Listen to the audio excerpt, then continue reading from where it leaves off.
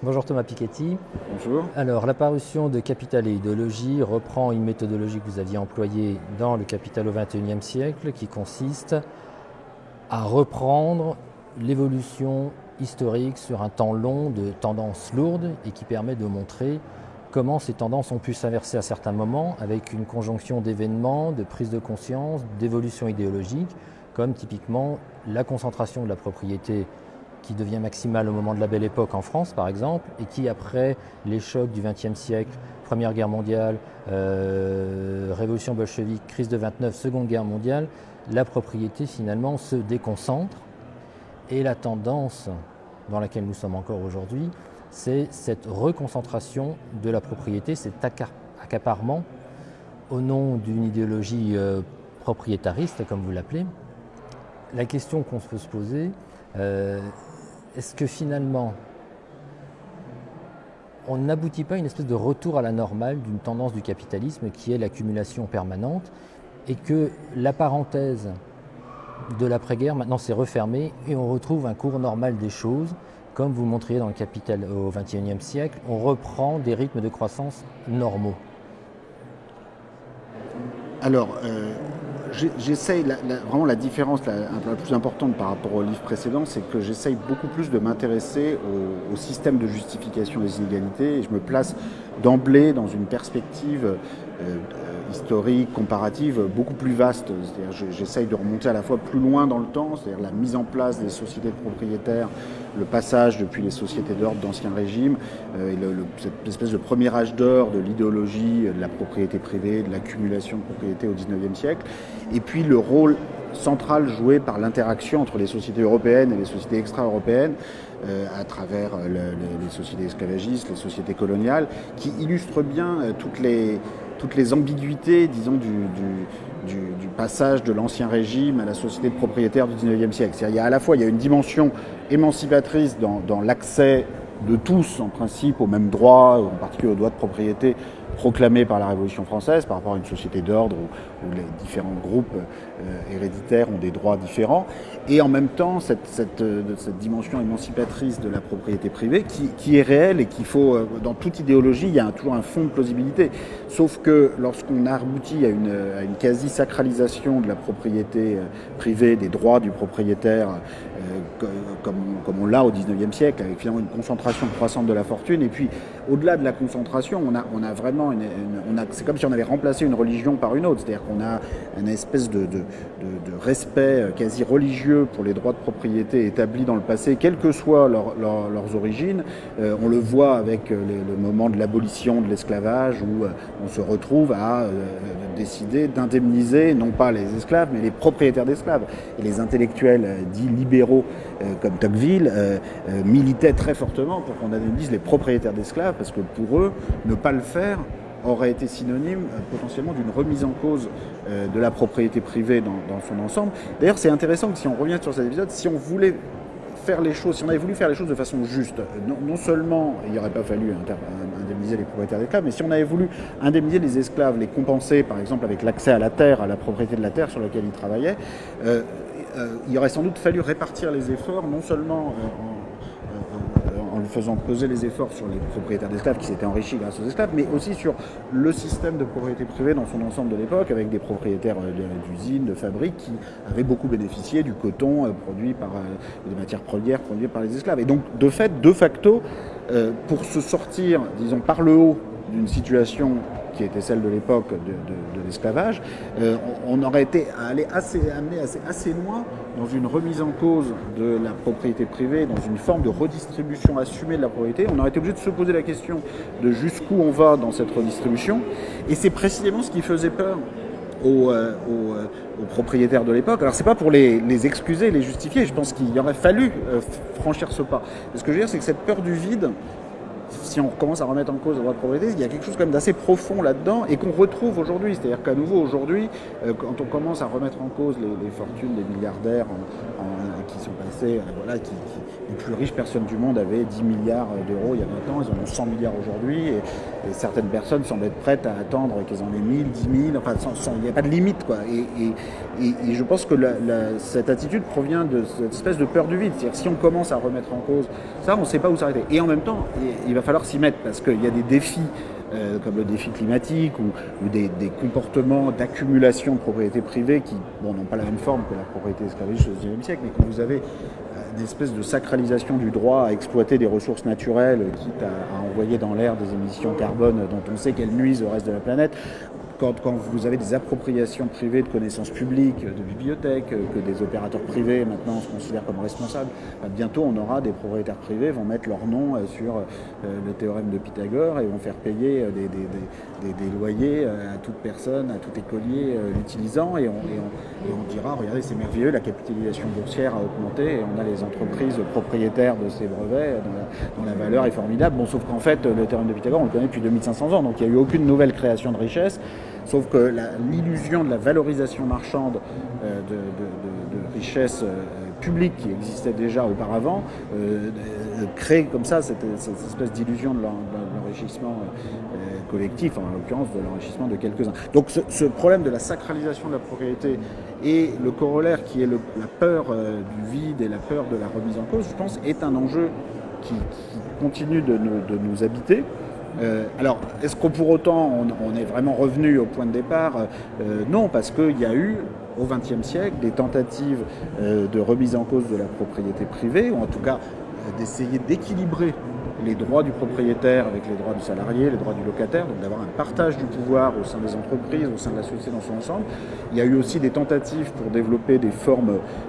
que j'appelle temporaires de propriété, dans le sens où quand vous avez par exemple des impôts progressifs sur les successions à 70 ou 80%, comme vous avez eu aux États-Unis pendant des dizaines d'années, bon, c'est plus tout à fait la même propriété privée puisqu'elle est plus permanente, elle est plus éternelle.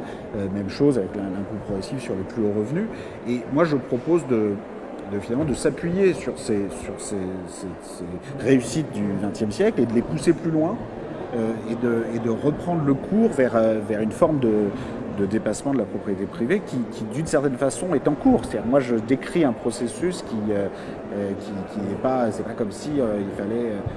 tout détruire ce qui a été fait jusqu'ici et repartir sur quelque chose de complètement différent. Je pense qu'il y a un mouvement, il y a quand même une forme d'apprentissage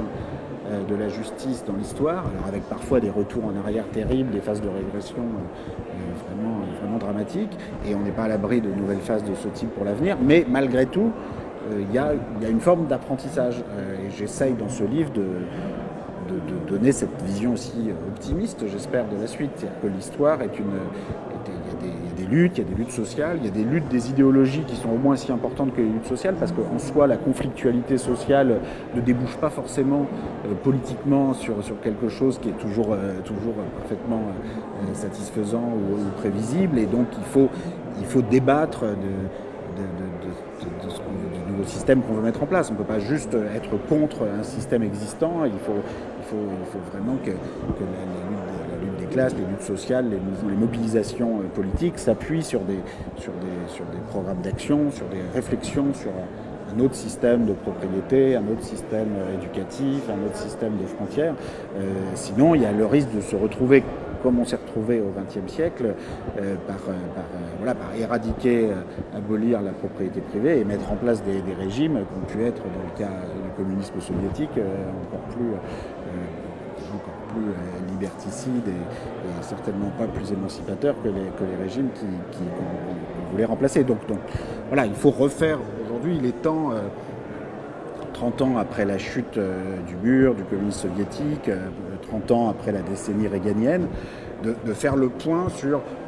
ce tournant qui a été pris dans les années 80-90, où on a un petit peu interrompu cette marche vers l'égalité, vers une certaine forme de socialisme démocratique, et pour faire le point sur la façon dont on peut s'appuyer sur les grandes réussites du XXe siècle, l'État social, la cogestion germanique, nordique, la progressivité fiscale à l'anglo-saxonne, et essayer de tirer des leçons pour la suite. Alors ce qui est intéressant, c'est qu'il y a deux mises en perspective. Il y a une mise en perspective historique où on voit qu'effectivement, il y a toujours des alternatives et des évolutions possibles. On peut prendre l'exemple du Parti démocrate qui était pro-esclavagisme, qui était un parti esclavagiste au départ et qui a évolué petit à petit, qui est devenu le parti du New Deal, qui est devenu le parti des droits civiques, etc. Donc il y a une évolution. Et la deuxième mise en perspective du livre, c'est une mise en perspective géographique. Parce qu'on voit comment les choses peuvent se passer ailleurs, qu'elles ne sont pas écrites et que même s'il y a des pesanteurs, on peut tenter de s'en affranchir. On peut parler de l'Inde, à laquelle vous consacrez un chapitre. On pense toujours au système de caste qu'on voit comme quelque chose de fermé, statique, rigide, mais l'Inde est une démocratie. L'Inde a mis en place tout un tas de systèmes de contre-pouvoir et d'inclusion, comme des quotas par exemple vis-à-vis de certaines catégories de la population. Et l'Inde aussi a une pratique du multiconfessionnalisme millénaire que nous découvrons en Europe depuis quelques décennies seulement. Et de ce pays qui nous paraît si lointain, on peut aussi tirer des enseignements. Oui, tout à fait. Les deux exemples que vous venez de citer jouent un rôle très important dans le livre. On pourra en ajouter d'autres, avec la Suède, qui était une société hyper censitaire, hyper inégalitaire jusqu'en 1911 et qui est devenue la Suède social-démocrate relativement égalitaire, même beaucoup plus égalitaire que la plupart des autres pays, qui montre bien qu'il n'y a pas d'essence civilisationnelle, culturelle, égalitaire ou inégalitaire en tant que telle, et que ce sont d'abord des processus politiques qui peuvent transformer les régimes inégalitaires beaucoup plus vite que ce qu'on l'imagine. Le cas du Parti démocrate américain est passionnant, effrayant et passionnant. Je pense c'est important de l'avoir en tête quand on voit les évolutions actuellement en Europe, parce que ça montre comment un parti esclavagiste a pu devenir petit à petit le parti du New Deal. Alors on peut le voir de façon positive, mais on peut aussi voir que pendant des décennies, le fait que ce parti ait été, après avoir été esclavagiste, violemment ségrégationniste, ça a quand même causé d'immenses dégâts et d'autres trajectoires auraient été possibles. C'est pas non plus aujourd'hui, certains pourraient faire le parallèle avec la façon dont les partis racistes ou xénophobes en Europe pourraient avoir un programme social et un jour cesseront peut-être d'être racistes. Oui, peut-être un jour, mais en attendant, pendant un demi-siècle, vous pouvez faire mourir des gens en Méditerranée, faire des expulsions de personnes d'origine extra-européenne dont vous remettez en cause la nationalité. Et toute proportion gardée, c'est le genre d'attitude que le Parti démocrate a eu dans le sud des États-Unis pendant un demi-siècle, presque un siècle, des années 1870 jusqu'aux années... il a commencé à changer à partir des années 1930, 1940, 1950, 1960, mais enfin ça a été un processus très très long. Et donc ce sont des combinaisons idéologiques qui nous paraissent étonnantes vues d'Europe. On se dit voilà comment un parti a pu développer une fibre sociale après avoir été esclavagiste, mais en fait tout ça s'est fait par petites touches, avec une certaine cohérence idéologique, en particulier consistant à dénoncer les élites capitalistes du nord-est des États-Unis qui avaient voulu l'abolition de l'esclavage, mais dont les esclavagistes du Sud expliquaient à loisir que, en fait, ils se présentaient comme les amis des Noirs, mais en fait, en vérité, tout ce qu'ils voulaient, c'était des prolétaires bon marché en plus, et qui s'en moquaient finalement. Qu'ils étaient prêts à les laisser mourir dans la rue dès lors qu'ils ne pourraient plus les exploiter et en tirer un profit, et que finalement, par rapport à ça, le système esclavagiste, on n'aurait jamais laissé mourir un pauvre esclave, on aurait continué de s'en occuper dans la plantation. Enfin, c'est en tout cas le discours qui avait cours, mais ce discours avait, disons, dans la dénonciation de l'hypocrisie des élites du Nord-Est, qui de fait n'étaient pas toujours très tendres avec leurs prolétaires blancs ou noirs, il y avait suffisamment de plausibilité pour que cette dénonciation de l'hypocrisie des élites, finalement, leur permette de gagner les voix de classes populaires blanches et petit à petit de développer un programme de redistribution qui finalement allait être attendu aux Noirs à partir des années 30 et avec les politiques de droits civils des années 60. Donc cette étrange trajectoire idéologique est en fait compréhensible lorsqu'on essaye de l'étudier de près et c'est quelque chose qui malheureusement peut nous concerner dans les évolutions en cours actuellement en Europe. Enfin, pour moi, c'est un peu le scénario catastrophe, d'une certaine façon, que le social nativisme, le social racisme arrive au pouvoir sur la base d'un programme qui se veut plus social que que celui des partis du centre-droit ou des partis libéraux, un peu la façon dont l'a fait le Parti démocrate vis-à-vis du Parti républicain aux États-Unis à la fin du 19e siècle, au début du 20e siècle. Et c'est un scénario catastrophe, mais et je ne dis pas du tout qu'il va se produire, mais je dis juste que cette remise en perspective historique permet comme ça d'explorer des trajectoires possibles, dont certaines peuvent être enthousiasmantes. La Suède hypersensitaire devient la Suède social-démocrate, d'autres peuvent être plus inquiétantes. Le cas de l'Inde que vous évoquiez est encore un autre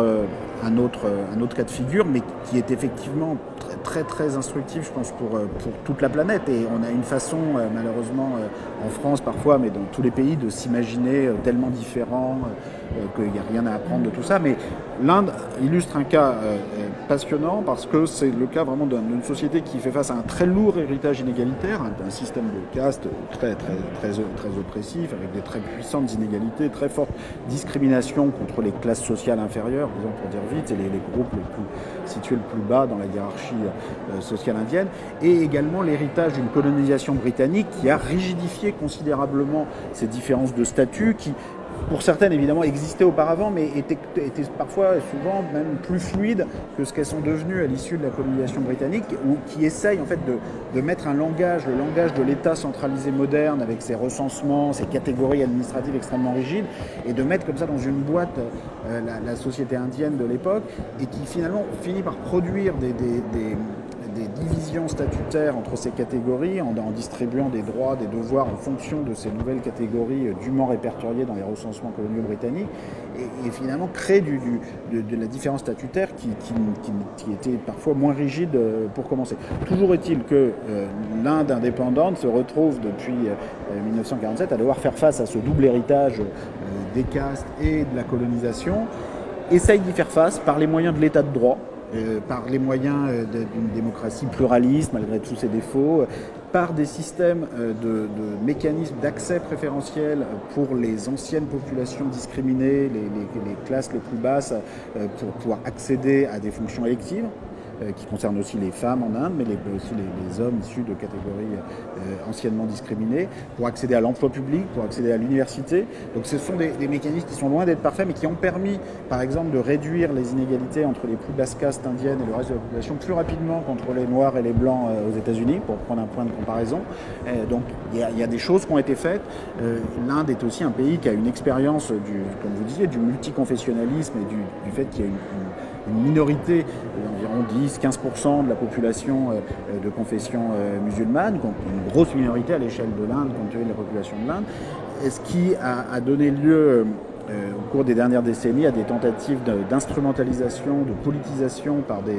partis nationalistes hindous, le BJP, et c'est évidemment pas sans faire penser à la très forte politisation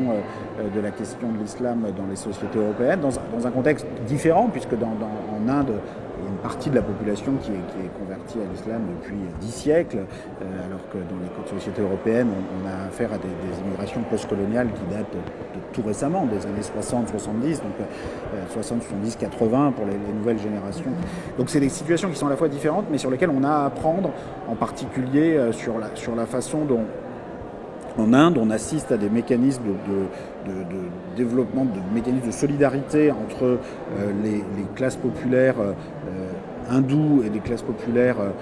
de confession musulmane, en particulier avec ces systèmes de quotas, de réservation dans le vocabulaire indien pour des places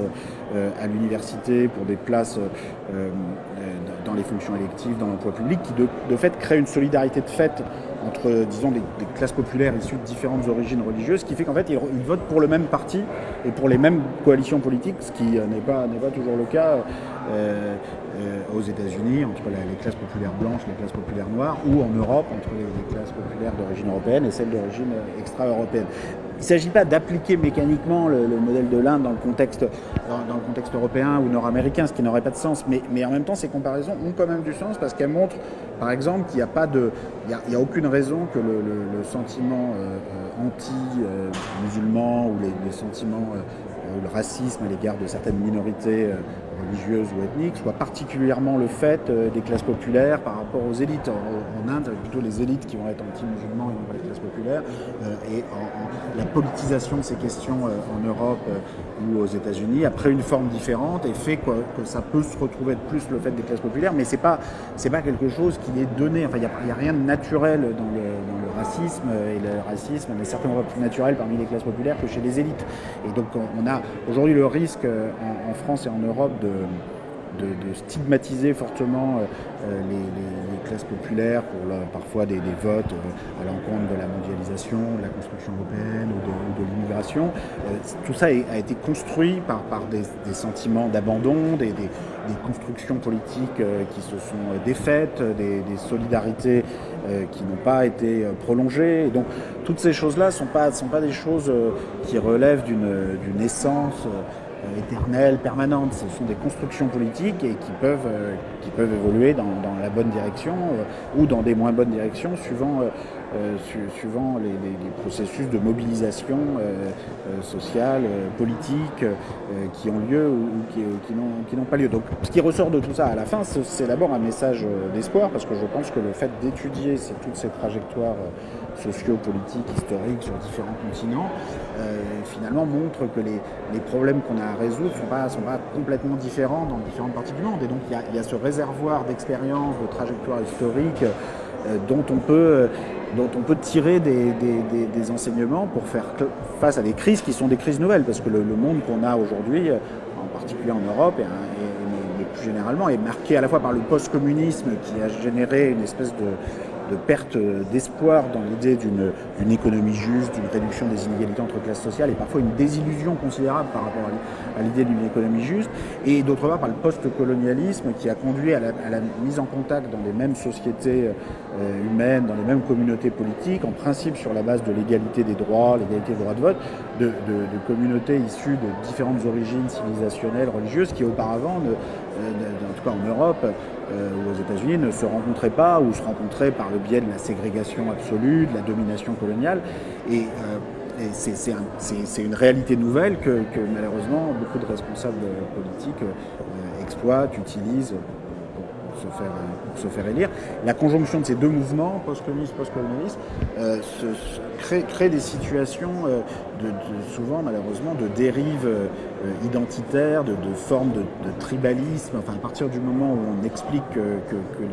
n'y a plus de possibilité d'une économie juste, de réduction des inégalités, que l'État ne peut plus rien faire à part jouer aux gardes-frontières et garder les frontières, les identités, bon, il ne faut pas s'étonner que le débouché politique se fait en termes de conflits sur les frontières et les identités. Donc il faut réouvrir la discussion